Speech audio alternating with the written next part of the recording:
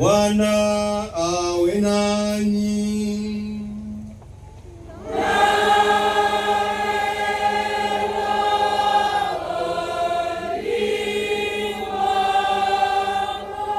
Somo la Injili takatifu ilivyoandikwa na Mathayo.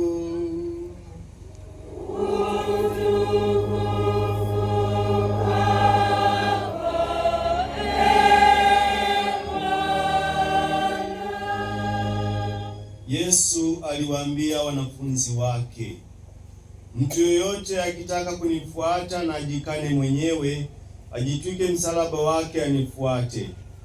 Kwa kuwa mtu atakaye kuiokoa nafsi yake ataipoteza, na mtu atakayeipoteza nafsi yake kwa ajili yangu ataiona.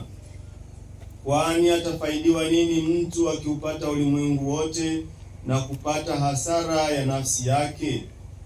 Au mtu atatoa nini badala ya nafsi yake? Kwa sababu Mwana wa Adamu atakuja katika utukufu wa Baba yake pamoja na malaika zake, ndipo atakapomlipa kila mtu kwa kadri ya matendo yake.